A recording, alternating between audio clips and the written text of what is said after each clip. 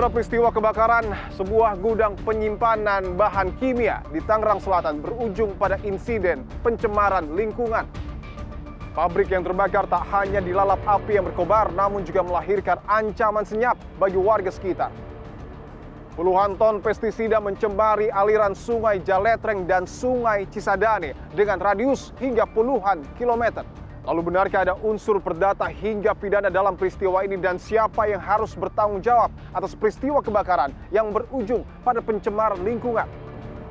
Inilah episode ke-61 di Poin Investigasi. Saya Dwi Purbagia. Saya akan menelusuri dan mencari bukti secara langsung dari tempat kejadian perkara.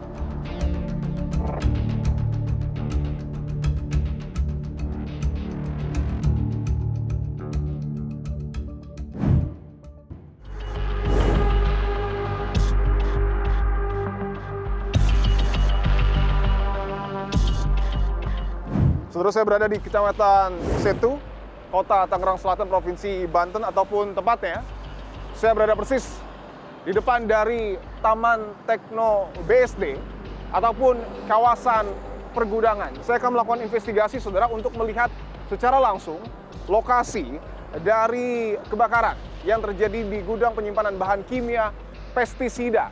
Hal ini menjadi penting, saudara, karena kebakaran yang terjadi di gudang milik PT Biotek Sarana Tama berujung pada pencemaran lingkungan di sepanjang Sungai Jaletreng dan juga Sungai Cisadane dengan radius hingga puluhan kilometer. Untuk menyegarkan kembali ingatan Anda terkait dengan peristiwa ini, saya akan hadirkan dan saya akan jelaskan duduk perkaranya, saudara. Peristiwa kebakaran sebuah gudang berujung pencemaran lingkungan bermula pada hari Senin, tanggal 9 Februari 2026. Kala itu sekitar pukul 4.30 pagi waktu Indonesia Barat, gudang penyimpanan bahan kimia milik PT Biotek Sarana Tama yang berlokasi di kawasan pergudangan Taman Tekno BSD Serpong, Kota Tangerang Selatan, hangus dilalap si jago merah. Diketahui sebanyak kurang lebih 20 ton bahan kimia pestisida yang berada di lokasi, diantaranya dengan jenis cypermethrin dan profenofos, ikut terbakar. Sulitnya proses pemadaman akibat terbakarnya bahan kimia bahkan membuat petugas pemadam kebakaran menggunakan 2 truk pasir untuk memadamkan api. Terbakarnya bahan kimia pestisida membuat residu beserta air sisa pemadaman mengalir ke saluran drainase dan hanyut ke Kali Jaletreng hingga Sungai Cisadane. Peristiwa tersebut lantas membuat air sungai berubah warna menjadi putih, berbuih, hingga mengeluarkan aroma tidak sedap, serta membuat ikan di aliran sungai mati karena teracuni air sungai yang telah tercemar bahan kimia pestisida.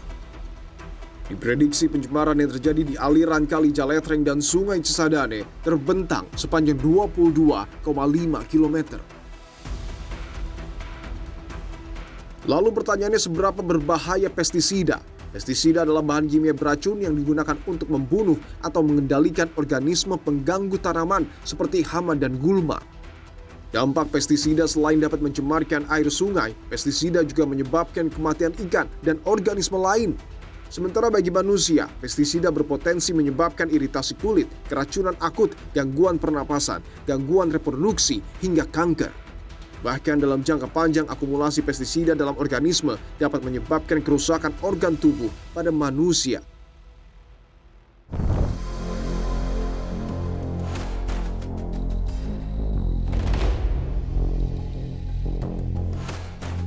Saya akan tunjukkan, saudara, situasi di dalam dari kawasan pergudangan Taman Tekno BSD Serpong. Bisa dilihat, ini adalah kawasan industrial di mana ada sejumlah perusahaan yang mungkin menyimpan alat-alat berat di sini. Dan juga informasinya memang betul bahwa kawasan ini adalah kawasan pergudangan, tetapi yang perlu disorot adalah kawasan ini juga digunakan oleh masyarakat untuk kemudian berlalu lintas ataupun beraktivitas. Saya mendapatkan informasi, saudara, bahwa gudang penyimpanan dari bahan kimia pestisida yang terbakar milik PT Biotek Sarana Tama berada di jalan yang saya lalui saat ini, Jalan Tekno 3, lebih tepatnya berada di Blok K3. Saya akan coba masuk lebih ke dalam, saudara, untuk melihat seperti apa situasi pasca terjadinya kebakaran di kawasan pergudangan yang kemudian melahirkan pencemaran lingkungan. Saya akan masuk, saudara. Dan saudara, saya akan tunjukkan, ini adalah gudang milik PT Biotek Saranatama yang menyimpan pestisida dan terbakar hingga mengakibatkan pencemaran lingkungan.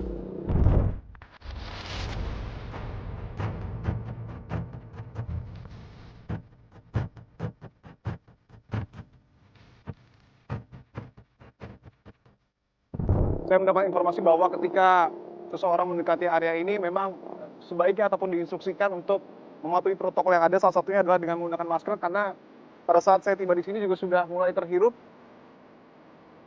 aroma bahan kimia yang cukup kuat, saudara.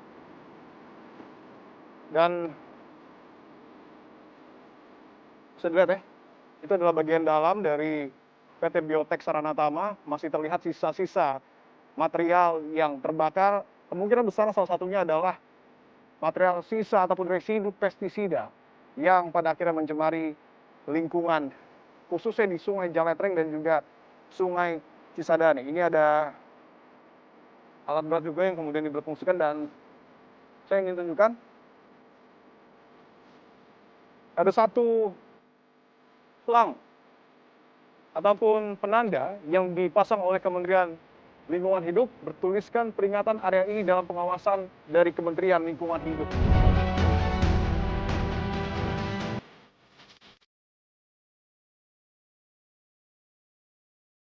Saya akan coba berbincang dengan pihak PPLI. Izin Mas, dengan Mas siapa? Teguh. Dengan Mas Teguh dari PPLI, betul ya? Dan Mas Hendra. Mas Hendra. Mas Teguh, Mas Hendra, PPLI ini ditunjuk untuk membersihkan material sisa kebakaran oleh Kementerian Lingkungan Hidup. Oke, prosesnya saat ini seperti apa, Mas?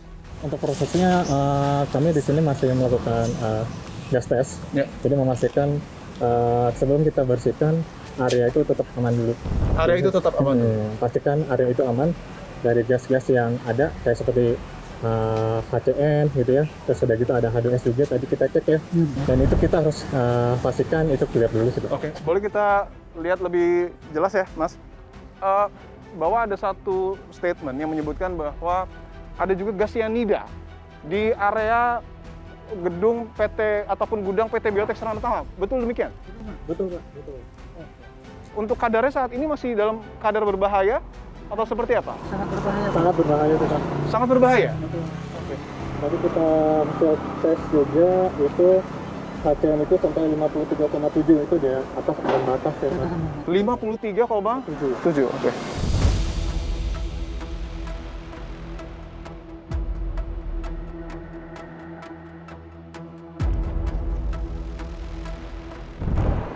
Saya bersama dengan pihak PPLI saudara akan mengukur seberapa tinggi kadar bahan kimia yang masih ada di udara pada gedung milik PT Biotek Saranatama. Bisa dimulai dari sini atau seperti apa, Mas? Kita harus masuk ke dalam dulu, Pak. Masuk ke dalam ya? Iya. Oke.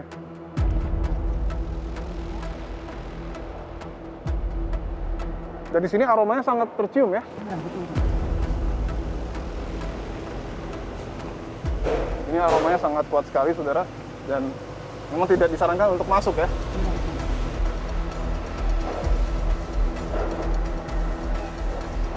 Saya akan coba masuk lebih ke dalam, meskipun ini memang sangat menyengat, tapi saya akan coba mendekat.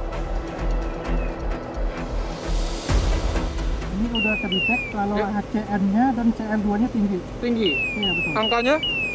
Angkanya bisa di atas 14,6, terus naik jadi 16,1. Itu baru di depan doang, Pak. Untuk CL2-nya melebihi ambang batas.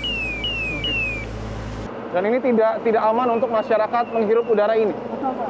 Mungkin bisa ditunjukkan ya. Ini alat yang digunakan untuk kemudian mendeteksi kualitas udara yang ada di sini. Kita tidak boleh lebih jauh lagi ya. Oke, baik.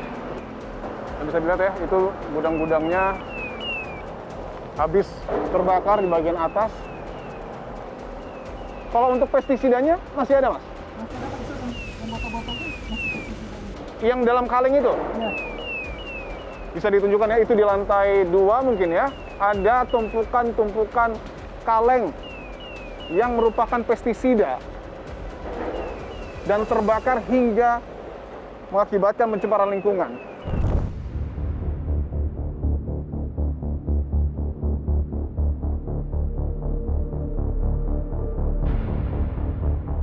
Saya akan tunjukkan saudara, selain di bagian dalam, tapi di sini juga bisa dilihat ya.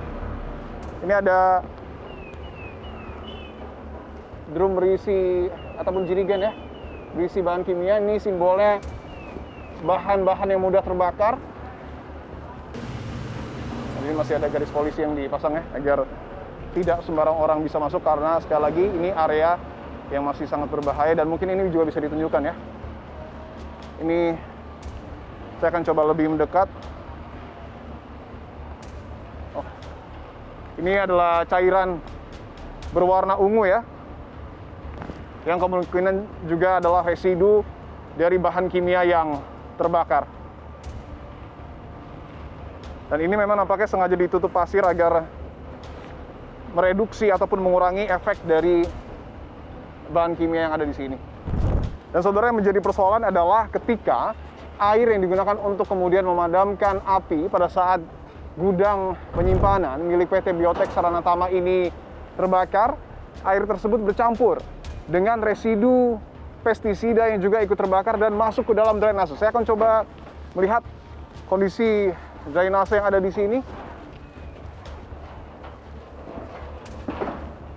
Dan nampaknya drainase tersebut berada di bagian depan. Memang secara umum ini sudah ditutupi pasir ya, untuk mengurangi penyebab ataupun efek negatif dari bahan kimia. Dan ini adalah drainase yang kemudian ada di depan dari PT Biotek Sarana Tama. Tetapi memang kondisinya saat ini sudah tertutup ya oleh pasir. Izin baik SK Menteri, kemudian perizinan gudang kita sudah kita berikan semua data-data itu. Tapi mungkin ya ada beberapa data yang mungkin masih belum kita sediakan karena kita masih banyak mengurusi masalah penanganan residu limbah ini sendiri. Gitu. Jadi ini kan tempat penyimpanan aja, bukan pabrik. Oh, jadi ini tempat penyimpanan. Penyimpanan itu tidak ada limbah. Jadi kalau IPAL mungkin nanti kaitannya dengan kawasan. Pemilik, berarti ke pengelola pergudangan. Betul. Ya.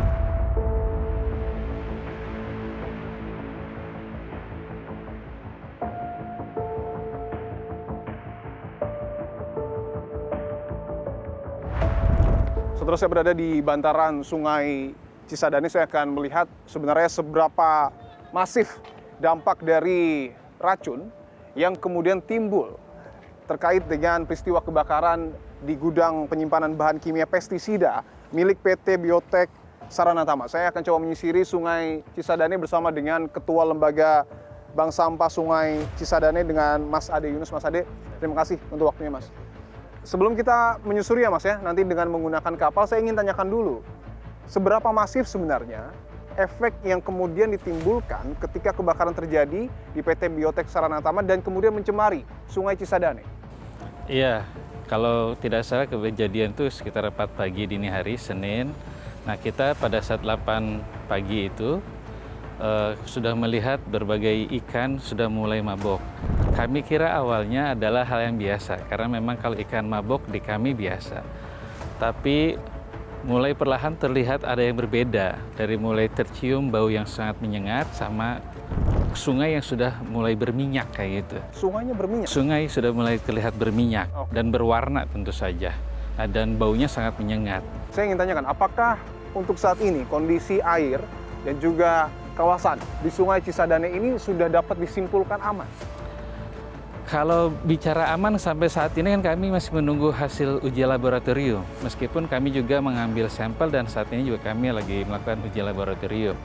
Jadi selama menunggu hasil uji laboratorium saya kira masih harus mengkhawatirkan ya. Oke, boleh coba kita susuri sungai ini Mas? Baik, saya bersama dengan Mas Ade Yunus akan coba menyusuri ya Sungai Cisadane yang kemudian juga menjadi titik temu dengan Sungai Jaletre yang menjadi awal mula pencemaran. Oke, ikuti saya, saudara. Saya bersama dengan Mas Ade Yunus, saudara akan naik ya, menggunakan speedboat. Silakan, Mas Ade. Saya akan coba untuk melihat di mana sebenarnya titik dari pencemaran yang terjadi akibat kebakaran di gudang milik PT Biotek Sarana Tama.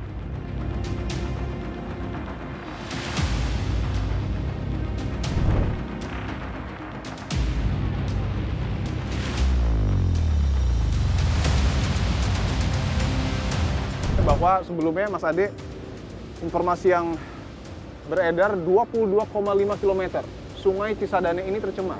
Bahkan lebih mungkin, Mas. Bahkan lebih? Iya, Informasi yang dimiliki Bangsa Suci mungkin? 33-an sampai ke Tanjung Burung Muara 30. Artinya itu melintasi 3 Kota kabupaten. kota kabupaten. Kota Tangsel, ini kita di kabupaten, di seberang kita Tangsel. Nah, di sana kota. Jadi melintasi Kota Tangsel, Kota Kabupaten, Kota Tangerang dan Kabupaten Tangerang.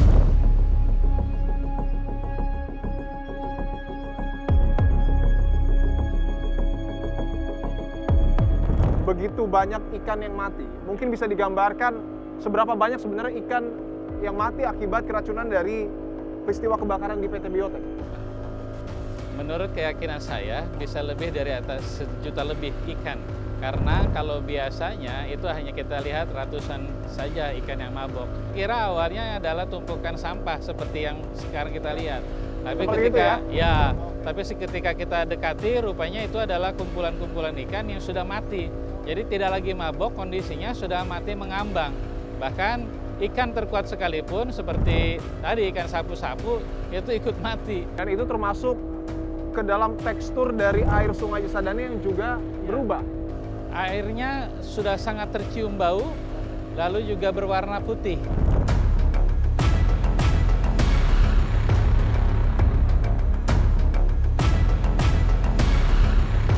Saya akan coba mengecek ya, tekstur dari air Sungai Cisadane apakah masih mengandung minyak dan juga berbau.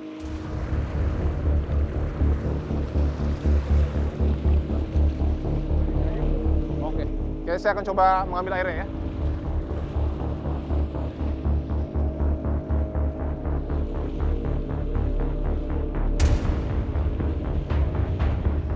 Untuk segi tekstur memang nampaknya sudah tidak berminyak. Atau ini sebenarnya masih berminyak, Mas Adi? Sudah tidak terlalu sih. Sudah tidak terlalu ya? Kebetulan ini juga ada air kiriman dari Bogor sana, jadi sudah tidak terlalu teksturnya. Oke. Tapi kami masih mengkhawatirkan ya, karena ada beberapa juga di beberapa tikungan kita ada tekstur yang cium bau dan beberapa warna putih.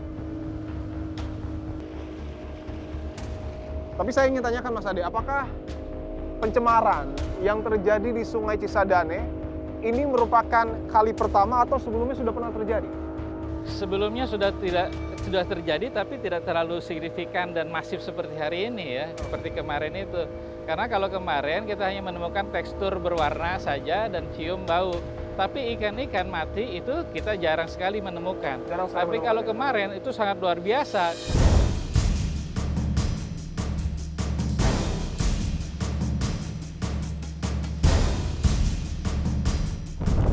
Bahwa yang kita tunggu sampai dengan saat ini adalah hasil uji laboratorium, Mas Ade, yang kemudian diambil oleh Kementerian Lingkungan Hidup. Saya ingin tanyakan, di tengah ketidakpastian apakah ikan di Sungai Cisadane aman dikonsumsi atau tidak, sampai dengan saat ini masih ada warga yang memancing mungkin? Masih ya. Karena kalau bagi warga, karena satu selain hobi ya, terus memang kalau di bulan Ramadan lebih banyak lagi kadang-kadang memancing. Tapi setelah seminggu kejadian. Saya akan tunjukkan saudara, ini salah satu aktivitas masyarakat ya yang memancing di Sungai Cisadane. Udah dapat ikannya, Mas? Belum dapat? Tapi sebelumnya tahu nggak Sungai Cisadane ini tercemar? Tahu ya? Oke. Tapi tahu nggak kalau ikan yang terkena ataupun tercemar pestisida itu tidak boleh dikonsumsi? Tahu ya? Oke, baik, siap. Makasih, Mas.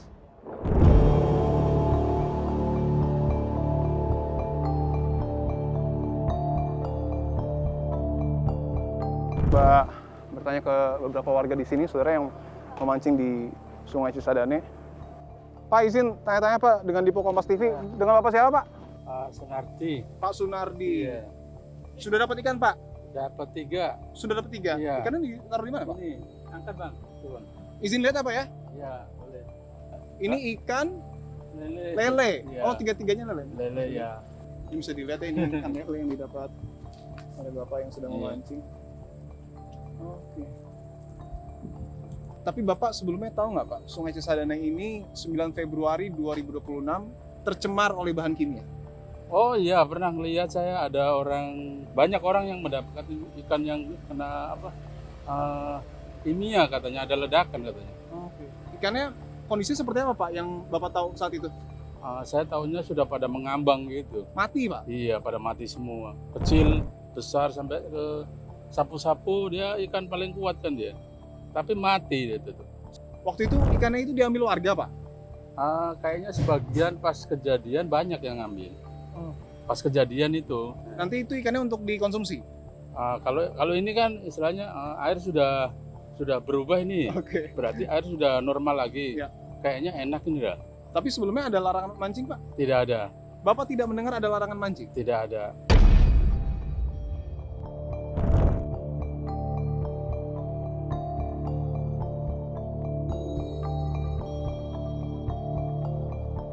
Ada satu hal lagi yang kemudian menjadi pertanyaan publik, siapa yang harus bertanggung jawab terkait dengan pencemaran di Sungai Jaletreng ataupun Kali Jaletreng dan juga Sungai Cisadane. Menurut Mas Ade, apakah cukup Biotek Saranatama yang kemudian harus bertanggung jawab atau seperti apa? Itu tadi Mas, kalau biotek sudah jelas ya, karena dia adalah sumber daripada terjadinya tumpahan pestisida itu. Dan kawasan pergudangan dan pengelola kawasan pergudangan ini juga tentunya harus juga bertanggung jawab, karena mereka harusnya punya IPAL.